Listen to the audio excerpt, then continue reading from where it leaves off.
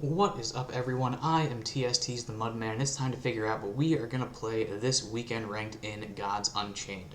So this week is a little different. We're still on gudex.com, but instead of looking at God popularity and mythic rank over the past 7 days, we are looking at archetype popularity, and that's because the mythic meta right now is very diverse, and gudex.com has recently updated their archetypes tool, and it is vastly superior to how it used to be, so we might as well utilize it. The first thing you'll probably notice is Aggro War is significantly more popular than any other archetype, which is no surprise. Aggro War has been the most popular archetype since Winter Wonderland was introduced in mid-December. The second most popular archetype, or I guess before we talk about the second most popular archetype, one important thing to note is, if you take Aggro War out of the equation, the next 6 decks are all pretty much the same in popularity. The second most popular god, 7.6% of the meta, the seventh most popular god, 5.3% of the meta, so barely 2% difference. So there's a lot of diversity right now. So besides seeing a lot of war, you're probably going to see about a third war, as you can see from Aggro War being about 20% of the meta, Control War being about 7% of the meta. Just about a third of the decks you should run into should be war. But besides that, it's going to be extremely diverse, and there's also a lot of different control decks that are good, a lot of different aggro decks that are good, and combo decks. So it's really diverse in every sense of the word. But the second most popular archetype, getting back to it, is Aggro Light, which has plummeted in popularity since the introduction of Band of the Wolves. If you remember 2 weeks ago, Aggro Light represented about 17.5% of the meta going into the weekend, and then it became more popular as the weekend persisted.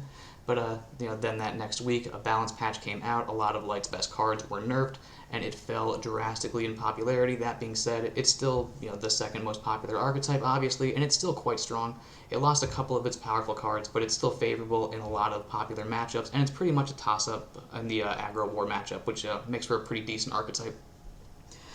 Then that brings us to our first control deck, which is Control War, the most popular and best performing of the control archetypes currently. The best performing deck and the second best performing deck last week were pretty much the same extremely greedy Control War list. Then we have Control Magic, which is an archetype that can be extremely greedy for their control decks, and very greedy control decks are very popular right now, and few domains can be quite as greedy as Control Magic and their many, many coronets. Then we have Hidden Rush Deception, which is in a very interesting spot in the meta right now.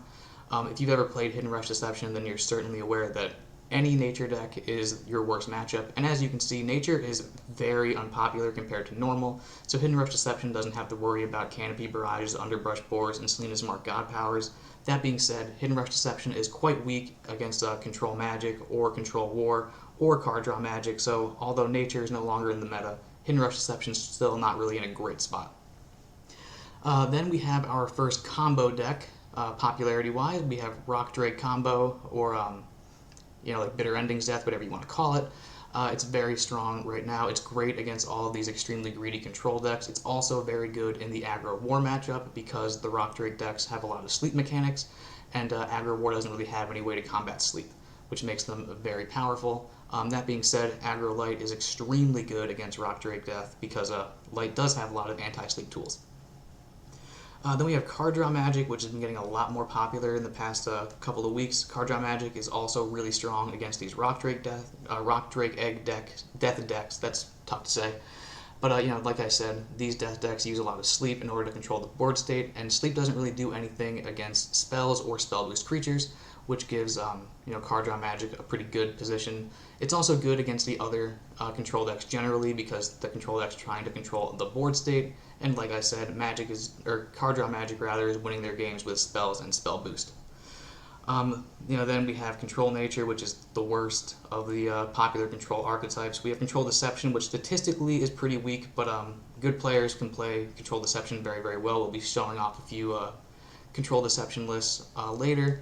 Then we have the Zombie Control, which isn't super popular, but these extremely greedy zombie control decks have been performing really, really well, so it's probably worth noting.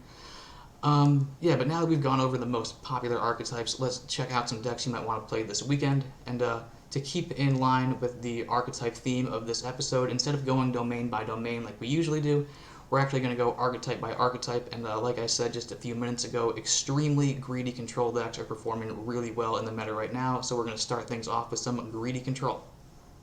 Alright, let's start things off with the most popular and best performing of the control archetypes in Control War. This list was made by V2. It went 17 out of 18 in last weekend ranked event. And as you can see, it's similar to the average Control War decks that we're used to. However, a lot of the best anti-aggro tools were cut.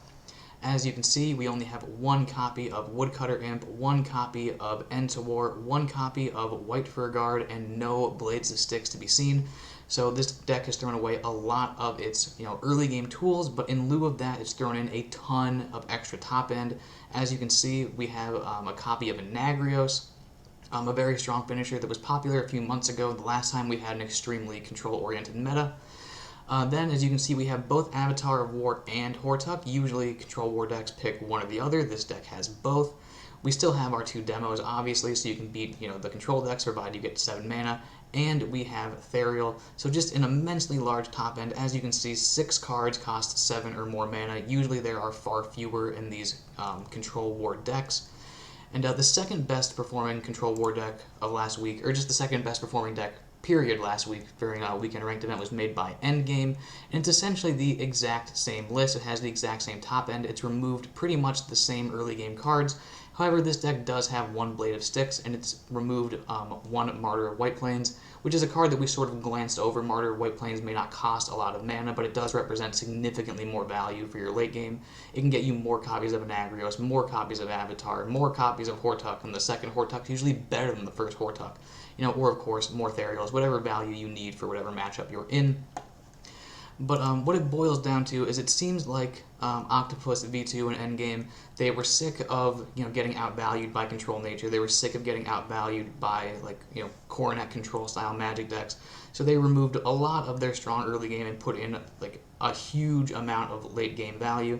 And as you can see from V2's win rate, despite having removed so much of his early game tools and the meta being predominantly aggro war, he still has an 84% win rate over 33 games. Like I said, he went 17 of 18 during the last weekend ranked event. And Endgame as well has played 42 games with an 83% win rate, very strong. The world at large has played 108 games with his deck with a 63% win rate, really proving that you can still beat the aggro decks with an extremely greedy list like this one. And if this week is anything like last week, Control War should be dominating the weekend ranked meta the same way it has been for the past couple of months. So either extremely greedy deck like Endgames or V2 should work quite well this weekend ranked event. Alright, and our next extremely greedy control deck is Nazca's Control Magic list. This is a, I usually refer to it as value control magic, and it's very similar to the Control War list we just looked at in the sense that it's similar to the normal control magic list we've seen, except for it's omitted a ton of its early game cards so it can have more egregious value. So let's go over some of the cards that they've removed. As you can see, this list runs 0 copies of bolts. You can run as many as 6 bolts. All of them are really great in the early game. This game runs 0. In fact, the only early game control tools this deck has is 1 copy of Time Bomb, as well as 2 copies of Lightning Talisman to sort of control the board state. You do, of course, always have your Mageable God Power if you're in an aggro matchup, but significantly less board control potential than your average control magic deck. And then as we move further down the list to the AoE sections, we of course have 2 copies of Shape Blast, some very powerful magic AoE, but as you can see, there are no copies of Unbound Flames, which is one of the more powerful AoE board clears that Magic has access to beat those aggro matchups. But just like that war deck, as you can see, Nazca has been crushing it with this list. He's played 77 games with a nearly 75% win rate, and 92 players have played with a 67.4% win rate, proving that this deck is very strong. But now that we've talked about the cards that this deck has omitted, let's talk about the strong value that has been added to the deck. So obviously we have Coronet, which is a staple card in all of these value-oriented Magic decks. You have your naturally occurring Coronet, of course. You also have Portal Wrangler, which you can use to get another copy of Coronet. And then, of course, we have 2 copies of Arcane Fabrication, which you can use to get 2 additional copies of your Divine Coronet, giving you a total of 4 Coronets altogether. 4 Coronets should usually be enough, value and board presence to win you the game. But if you somehow need even more value, this deck does have a copy of Therial. If you somehow need even more board presence, this deck has a copy of Hortuck. Obviously, we have our 2 demos because this is a control deck, and that's the rule in Gods Unchained. We have a copy of Ember Oni, which is extremely valuable for Control Magic, as Control Magic is an archetype that has suffered from lack of healing, and Oni can potentially be a lot of healing. Surus in combination with the Oni or the demo can obviously make for a lot of healing as well. Some other interesting notes for this deck is we have both Nithos and Snowshaper Palace. Snowshaper Palace is very common. However, Nithos is generally considered Palace's ugly stepsister. It's significantly weaker. Transforming a creature into something that costs 1 less is obviously way, way worse than turning it into a 0/1 cat. But I do see the potential value of Nithos. It's very good against both Aggro War and Aggro Light, since they tend to play low mana creatures and then buff them up to make them bigger. So transforming them into something that costs 1 less is extremely valuable. It also lines up very nicely against something like Martyr of White Plains, so you can turn off your control opponent's Martyr and deny some of their immense value, which is really quite strong. There is one aspect of this deck that I don't necessarily understand, which is the single copy of Sip of Elixir. I think Ramp is great for a deck like this. I don't understand how Sip of Elixir is better than Crystal Tech Scholar ever. Crystal Tech Scholar is such a great ramp tool. This only ramps you 1 mana. It's obviously cheaper than Crystal Tech, or at least the first half of Crystal Tech. But I'd love it if Nazca could explain why Sip of Elixir is better, because it's definitely good. He's played a ton of games and he wins most of the time, so there's definitely a good reason for it. I just don't see it. Now, despite removing all of the bolts and forms of power and arcane, ancient text and stuff like that, we do have some anti-aggro tools. We have 2 copies of Firewall, which is a very strong frontline to get in the way of pretty much any aggro deck, as long as they don't run blades. We also have Martyr of White Plains, which is usually a value card, but it's also a frontline good against those aggro decks. We have the aforementioned Shape Blast, of course. We have 2 copies of Stormstress, which is great against any aggro deck, also great against something like Hidden Rush Deception. Layhorde Hatchlings, which are just good all the time. You can use it to go face and win the game, or you can use it to destroy an opposing creature while creating your own creature. It's just very, very good. All in all, if this weekend ranked is going to be anything like last weekend ranked, where we see a ton of very, very greedy control decks, a list like this will perform really, really well, because very few control decks can have anywhere near as much value as Control Magic with their many Therials, their many Coronets. This deck pretty much has everything if it gets to the late game. As you can see, it has an even higher top end than the Control War decks we looked at, and these 7+ cards don't count the 4 Coronets also in the deck. So if you want to go extremely greedy this weekend, a list like Nazca's could be really good. Alright, and our next egregiously greedy control deck is Nivius, or Nivius, I don't know what he's going for, his zombie control death deck, and this is the most expensive deck today, nearly $3,000. And I know a lot of the viewers hate the expensive decks, but there are a lot of good expensive decks right now, and when we get to the aggro section of the video, things will get very cheap very quickly. But the zombie control archetype has been very strong recently. It's been gaining in popularity, and it's very, very strong. In the past couple of decks that we've looked at, I've discussed how these control decks have omitted a lot of their early games so that they can fit in, a lot more value. And zombies are in a unique position where a lot of their value is inherently also anti-aggro. And that's mostly because of cards like Cursed Obelisk and Necroceptor. Both cards represent pretty much infinite value, and they are incredibly strong in the aggro matchups because they're guaranteeing you, at least 1 creature a turn, as many as 3 creatures a turn if you have both Necroceptor and Cursed Obelisk out at the same time. The Necroceptor severely limits your opponent's access to the Sanctum, and all the creatures that you're generating have leech, so it's very difficult for you to be defeated. Your aggro opponents are unable to simply ignore your creatures because they're all healing you, and like I said, they don't really have access to the Sanctum, which is very important for the aggro matchups. This deck also has a lot more powerful early game control tools in comparison to the last control decks we've looked at. We have 2 Blight Bombs, obviously very good for destroying early game creatures. We have 1 copy of Curse of Greed, which is very, very good for the same reasons that Nithos was good when we were talking about Control Magic. All of the small creatures that War and Light buff can be destroyed by Curse of Greed, regardless of their size, which is very strong. Ava does a very similar thing. It doesn't destroy those, little buffed creatures. It simply transforms them and then can continue to transform them. It's very, very good. We also have 2 copies of Pyramid Warden to get in the way of your aggro opponents. But then from the value side, we have the zombie combo that we already talked about. We have a copy of Jason to make your deck a little bit bigger and add 3 more big value bombs to your deck. We have a copy of Hortuck as well as Therial for immense board presence as well as immense value. Obviously, we have 2 demos because it's a control deck.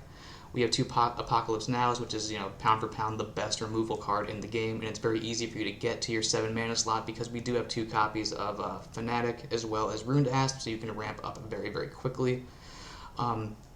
Besides Apocalypse Now, as far as board clears are concerned, we have 2 Bifurcating Curses, also very strong. And then, of course, there's Neferu, which, is also another, technically infinite value card, because you can play it over and over and over again until you eventually win. All in all, decks like this have been very, very strong. As you can see, the creator has a 77% win rate over 22 games and a 71.4% win rate for the world at large over 63 games, which is proving that this deck isn't only good, it's also fairly easy to play, as usually the world at large win rate is significantly lower than the best player's win rate, but not in this case. So this deck is very easy to play, it's very strong, it is incredibly expensive. It's probably a similar price to most players' first cars, but if you have the collection to play it, it should perform very well this weekend ranked event. Alright, now we have our final control deck of the episode. This is a control deception list made by M7SN, one of the best control deception players around. And just like all the other control decks we've looked at so far, this deck is extremely greedy. However, similar to the zombie deck we just looked at, this deck actually has significantly more anti-aggro tools to play in the early game than the war or magic decks, for example. So before we look at any of the extremely greedy stuff, let's look at some of the anti-aggro stuff, because the majority of the meta is still aggro. We have Stone Skin, obviously amazing for controlling the early board state or, turning off any big, strong creature in the mid to late game. Armor Lurker, which isn't, necessarily a control card, but it is going to get at least 1 amazing value trade. We have 1 copy of Beguiling Blade, which is, steals opponent's stats. It's 2 creatures for 1 card. It's very good. It pairs very nicely with the 2 copies of Bound by Her Will. We also have 2 copies of Hunting Trap, which is, pretty easy to wrap your head around. Destroys a creature. Hopefully it's big. We have 2 copies of Umber Arrow, which is obviously amazing in the, aggro matchups. It's also very strong in the control matchups.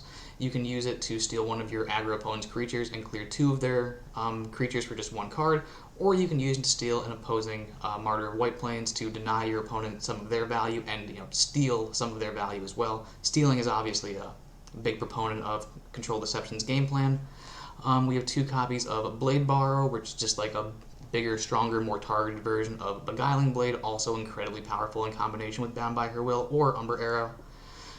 We have 1 copy of Toast a Piece, which can function as an anti-aggro tool, to remove your opponent's very wide board and force them to rebuild slowly. It's also an extremely strong value-oriented tool. You can use it to get back more Jasons very easily. If your opponent leaves off something like a Therial or a Hortuck or a Demo or a Surus, you can use Toast a Piece to get those back in your hand and get more use out of those. Another extremely strong value tool. We'll come back to Cutthroat later. We have Elixir of the Panther, which is obviously a strong control tool. You can put your opponent's god to sleep, and as long as they're not light or magic, it'll be quite effective. Then, Rapture Dance, your main AoE, and then you have Wither Fingers, as well as Demo for sleep and control tools. And then that brings us to the value-oriented aspects of this deck. We have that aforementioned Jason Medea's Muse to make your deck bigger and to give you some more powerful value bombs. We also mentioned the combination with Toast a Piece and Jason. It's only an 8 mana combo, so it's fairly easy to pull off. This deck, like all the other control decks we've talked about, has both Hortuck as well as Therial. Therial for tons of value, Hortuck for tons of board presence, as well as some healing, and Deception, like Magic, is a god that has a hard time healing.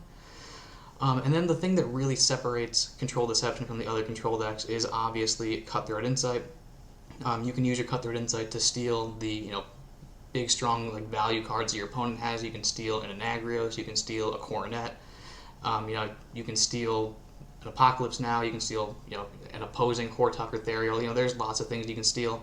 And then it's also incredibly powerful in the combo matchups. Combo decks are notoriously very strong against these value-oriented control decks, but Cutthroat can potentially just steal their win condition and completely box them out of the game, which is a huge point for Control Deception's favor. You also have your Flip God Power, which doesn't affect the board at all, but it does help you filter out your deck so that you can get your control tools when you need it and your value tools when you need it. So it's very, very powerful.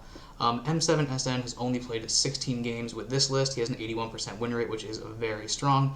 That being said, M7SN has played almost 200 games with a very, very similar list.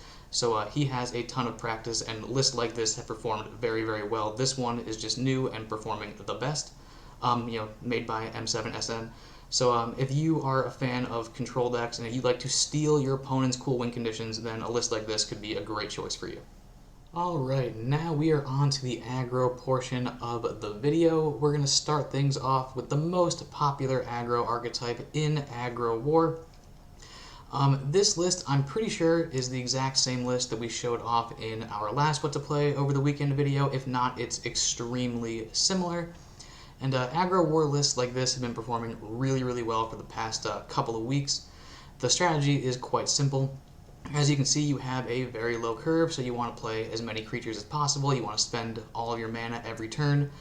You want to go face as often as possible, only trade when you have to or when you're protecting an important creature. Ideally, when you're trading, you're using either a blitz creature, like your Tavern Brawler or your Axewoman, or you're using one of your relics, like your Blade of Sticks or your Valka's Captain relic. Relics and blitz creatures are obviously the best for trading, so your creatures that can go face do go face. The strategy, like I said, is quite simple. If you spend all your mana and trade when you have to and go face most of the time, you should win most of your games. As you can see, this player, I don't think he's the original creator of the deck, has played 15 games with a very respectable 86% win rate. 145 games have been played altogether with this list with a nearly 65% win rate. So a very positive deck altogether.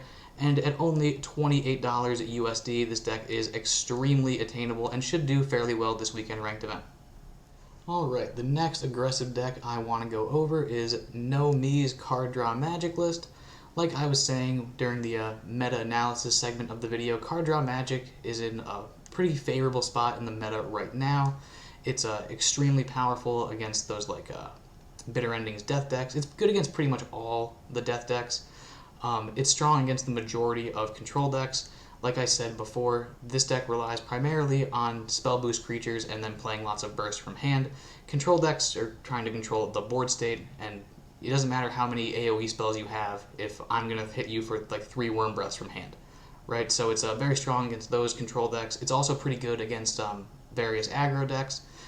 You can use all of your spells to remove your Aggro War opponent's creatures, and then you can essentially take a more control-oriented stance when you're playing against aggro, where you can try to run them out of resources with your spells, and then since you are card draw magic, as the name would suggest, you have no problem drawing through your deck, so you can run your opponent out of resources while maintaining your own resources, and then when your opponent's out of gas, that's when you flip the switch and start beating them. And when you play against the various control decks, you just draw through your deck, get a lot of spell boosts in your hand, and then have a big turn where you play some some Worm Breath, some Pyrrhic Knowledges, some Forms of Power, some Ancient Texts, and hit them for 17 to 20 damage all at once. This deck also has Hortuck, which is growing in popularity for these card draw magic decks. It's very common for these modern card draw magic lists to have both Hortuck and Ico. Obviously, this deck only has Hortuck. There's no Ico. I'm not 100% sold on the Hortuck finisher personally. That being said, Hortuck has definitely proven himself as a powerful card draw magic card. Lots of players have been playing Hortuck as their top end and it's been performing very, very well. But the main aspect of this deck that I like, and the reason why I'm featuring this one in particular, is this deck has a single copy of Stormfield. And Stormfield is not a particularly common card for card draw magic. It's usually a card that's dedicated to various combo decks. But like I've been saying pretty much this whole video in regards to card draw magic, the spell boost is what's really valuable in these matchups, so that you can destroy your various control opponents, or just situations where you can put this on some creatures to maybe help you remove your aggro lighter war opponents, make your Forms of Power extra damaging. But yeah, I'm a big fan of the form of power in a list like this. You can make it so, creatures that tend to survive, like Demetrios after you play a spell, he's always sitting around. Cards like Pyramid Warden tend to live, Warped Engineers aren't very threatening, and then all these creatures can have, spell boost, and you can deal a ton of surprise damage.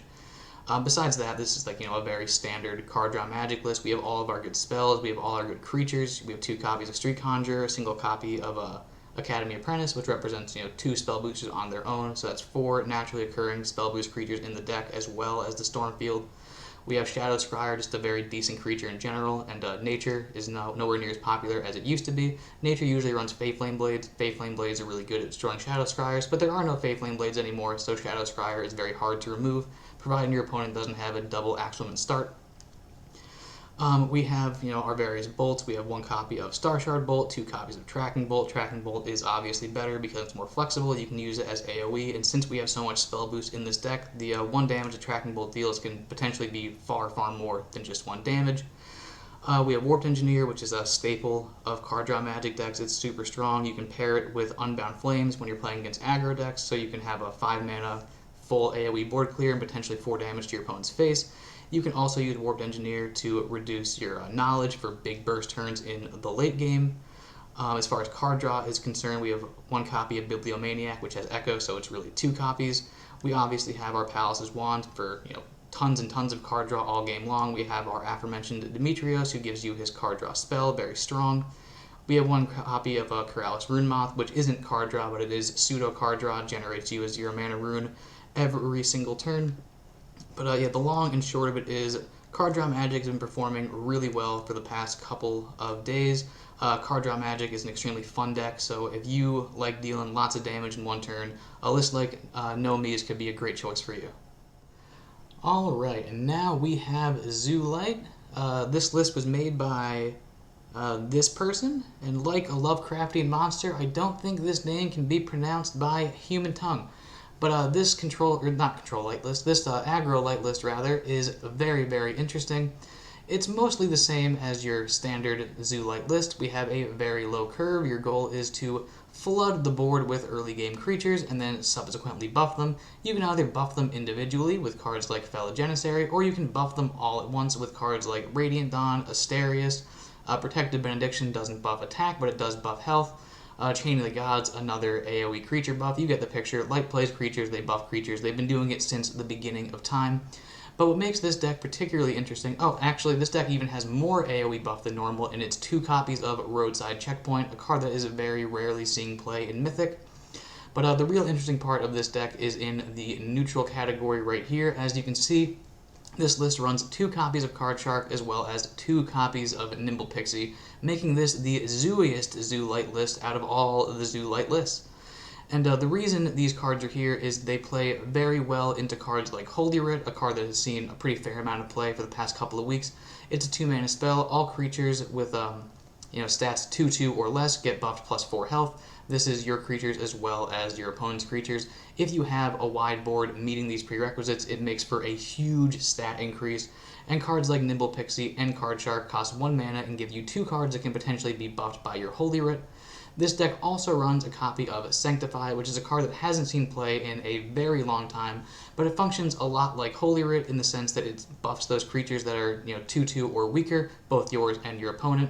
But this card gives all of your creatures ward. It also draws you a card, so it cycles itself, which is fairly convenient. But like I was saying when we were talking about Magic, and like I was saying when we were talking about the meta in general in the beginning, Anti-Sleep is very strong right now. Control Deception has sleep stuff. Death has sleep stuff. There are a ton of control decks out there. All of them run Demogorgons. So having anti-sleep tools in your deck is very strong. Giving ward is also good against any AoE in general. It's good against Rapture Dances, good against Shape Blast, what have you. So Sanctify is very strong in the meta right now, especially against those like Rock Drake Egg decks, which are quite popular. So you essentially have your naturally occurring 2 copies of Radiant Dawn, giving you a very powerful anti-sleep turn, but you also have your Sanctify, which can give you another round of anti-sleep, which is very, very strong, and both Sanctify and Holy Writ pair really well with those aforementioned Card Sharks and Nimble Pixies. Nimble Pixie and Card Shark also work really, really well with one of your ideal turn 1 plays, which is Pacifist plus any 1-drop. Obviously, these 1-drops create 2 creatures per card, so it double buffs the Pacifist, which is very strong. There's another really cool combo with these two cards with Argus the White Wall on 5 mana with a Pip, or 6 mana. You can play either a Card Shark or a Nimble Pixie. You can play your Argus, and then you can play your Holy Writ, buffing the two Nimble Pixies or Card Sharks to 1/5s, and then making your Argus a 4/9 with armor 1 and frontline. And then your Argus is inevitably going to get bigger, by the nature of Argus, which is a very strong combo. Besides that, like I said, we have just a ton of creature buffs. We obviously have Stern, which can represent some more card draw. But this deck goes wide super easily. It has all the normal early game cards that Light has. The Pacifist, the Benefactors, the Light's Levies, the Relic Removal / just Good Creature and Vesper. And then you can really capitalize on your wide board space with just the extreme abundance of AoE buffs available to you. We also have 2 copies of Shalefire Hatchling, which is a strong new card from Band of the Wolves. This card is pretty much specifically for going first. If you go first and play Shalefire Hatchling, it's very difficult to remove, and it's going to get very strong very quickly, especially in a list like this. As you can see, we have 12 cards that cost 1 mana, so it's not unrealistic to be able to play Shalefire Hatchling on turn 1. Your opponent plays 1 or 2 cards, buffing it 1 or 2, and then you can play 2 cards as well to deal a lot of damage on turn 2. It's a very strong card going first. It's a pretty mediocre card going second, but Zoo Light is a archetype that notoriously really likes going first. Let's see, other things of note. This deck is fairly cheap at only $40 USD, so it's very attainable. The win rate is kind of interesting. As you can see, Cthulhu here has played about 20 games with a very respectable 80% win rate. The world at large, however, has played almost 350 games with about a 50% win rate, so significantly worse overall. That being said, I think this list is really interesting. I really like the added Sanctify value. I think it's cool to play into your Holy Writ. If you can get early game Holy Writs off, it's often game winning, especially in aggro versus aggro matchups. So if you're a fan of Zoo Light and you want to try something a little bit different, then a list like this could be really fun this weekend ranked event. Alright, and this brings us to the combo portion of the video. This is Rock Drake Death. This list was made by 3 question marks. I'm pretty sure this is the same Bitter Endings death deck that we showed off in our last video, but it's still the best performing list over the past couple of days, so we're going to show it off again. It's quite strong. We've talked about this archetype a lot so far in this video. We talked about the combo in depth in the last video, so if you want to hear all the ins and outs of this list, please watch last week's video, because we're going to go over this list a lot faster than we did before. But the reason this archetype is so strong in the meta currently is all the aggro decks that you'll be seeing are predominantly war decks. War has no way of dealing with sleep, and this archetype has lots of sleep. Obviously, we have our Siren of the Graves. You can combo Siren of the Graves with Sulfuric Rain, with Ragnarok, with Fleshbind, with Untold Greed to destroy and put your opponent to sleep. You can then play your Canopic Hoarders over and over again to keep them asleep. Canopic Hoarder will also help you draw through your deck, which is incredibly important for this archetype. Since it's a combo deck, you want to be cycling through your deck as quickly as possible to draw that aforementioned combo. And there's tons of card draw in this deck. Obviously, there's the Canopic Hoarder, which can potentially draw you lots of cards. We have our 2 copies of V-Rock, our 2 copies of Burrowing Scarab, the 2 copies of the aforementioned Untold Greed, the Sulfuric Rains, 2 copies of Fleshbind, and Inflamed Self even draws you a card. So cycling through your deck should be very easy. I almost forgot to mention the 2 copies of Wind-Up Roller. Pretty much all the card draw you can possibly fit in this deck is here. And we omit a lot of early game control tools because the primary win condition of this deck is getting to 15 or less health, so that you can activate your Bitter Endings to get whatever 6 or 7 drop you want and use that combo to win the game. So you want to be taking damage in the early game. You can use Ragnarok so you take some damage but not too much damage. It's very powerful. But I didn't talk about the control matchups. It's great against control, obviously, because it's a combo deck. It deals 30 damage in 1 turn, and it usually does it at 6 mana. So if you win the game at 6 mana, you're not giving your control opponents the opportunity to play all of their incredibly strong 7 mana cards and overwhelm you. So it's great in those matchups, and like I said, in the aggro matchups, you have lots of sleep, which is good against them. If you do end up playing against something like Zoo Light, the matchup becomes much more difficult, as they can potentially whip their creatures up and buff them, which is, pretty much the bane of your existence.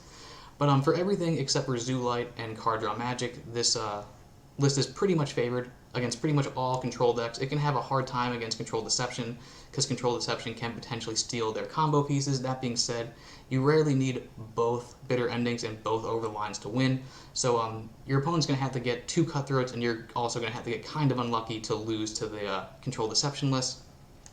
But all in all, this archetype's been really strong since the introduction of Band of the Wolves. It's still really powerful. It's really good in the meta right now. It's very rare that a combo-oriented deck like this can have such a strong game against aggro. So if you're a fan of dealing 30 damage in one turn and dealing 30 damage in various different ways, then a list like this could be a great choice for you. Alright, and our final deck to go over is School Teacher Combo Magic. I'm not sure who the original creator of this deck is, but H-Pain has been playing it recently. He's played 37 games with a very respectable 73% win rate, which is way higher than average for combo-oriented decks like this. As you can see, the world at large has played almost 2,000 games with a fairly mediocre 54% win rate. That being said, it's important to note that this list has existed for much longer than this current meta. This current meta has a ton of extremely greedy late-game control decks, and school teacher decks just eat their lunch. They completely bully them. So I imagine this win rate will go up at least until the meta, at least as long as the meta stays this control-oriented. And I picked School Teacher Magic over something like Portal Wrangler Magic. Both archetypes are fairly similar, but I think School Teacher is significantly better in the meta right now. Both archetypes, destroy control very easily, but School Teacher tends to be better against aggro, and there are still a lot of aggro decks existing in the meta. The main difference between School Teacher and Portal Wrangler, in the aggro matchup, is School Teacher has a lot more reactive spells. We have your Ancient Text, you have your Vows of Champions, you have your Ejected Dogmas, your Surprising Blast, significantly more reactive tools than your Portal Wrangler, Portal Wrangler counterpart. The other important thing to note with this deck in comparison to Portal Wrangler is School Teachers can perform like partial combos, right?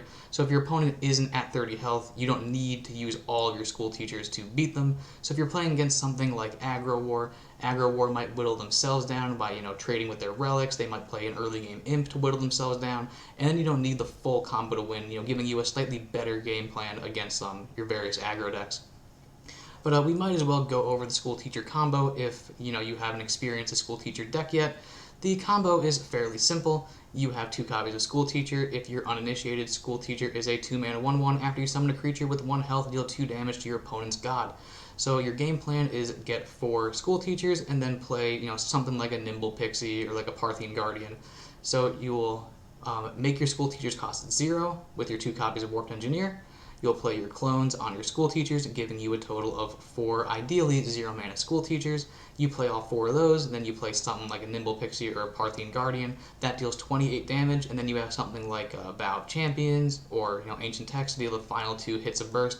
You could also potentially destroy one of your creatures, then play another creature, like a Lootable Corpse, like a Bodyguard, and that'll deal the remaining chunks of damage. So there's a handful of different ways to deal 30. But the most important thing is if your opponent does put themselves lower than 30 health, you don't your combo isn't so stringent that you have to deal 30 damage at one time. You could deal 20 damage, 15 damage, whatever your opponent puts themselves down to, which is very convenient. And as you can see with the curve of this deck, almost the entire deck costs 1 mana, which makes a lot of sense considering this deck does utilize 2 copies of Lost in the Depths. Lost in the Depths will be very key in those control matchups so that you can blow up all the unnecessary cards and simply draw your combo so that you can deal 30 damage to your opponent's face before they're able to do any of their cool big value stuff. All in all, I think Teacher combo magic could be really strong this weekend. I don't think it's going to be necessarily better than Rock Drake Egg combo, but if you're sick of Rock Drake Egg, if you're a big fan of the School Teachers, then this week could be a great week to dust off the School Teacher deck. Alright, it is conclusion time. We've scoured GU decks, we've looked at all the archetypes, we've thought about all the matchups. What is the conclusion? What should we play this weekend ranked in Gods Unchained? Well, the answer is probably War, Control War and Aggro War are both very strong. There's a reason why War is the most popular archetype. That being said, all of the decks that we showcase this week are pretty strong. So whatever you go with, try to have fun. Tell us how you did in the TST Discord. Drop a comment on this video and have a wonderful day. Hey, you! Did you know that subscribing to the TST YouTube channel will increase your win rate by 6.9%? So what are you waiting for? Subscribe to the channel and hit the bell for notifications. And while you're at it, equip Scythe of the Harvest and attack the like button directly in the face. Bye-bye!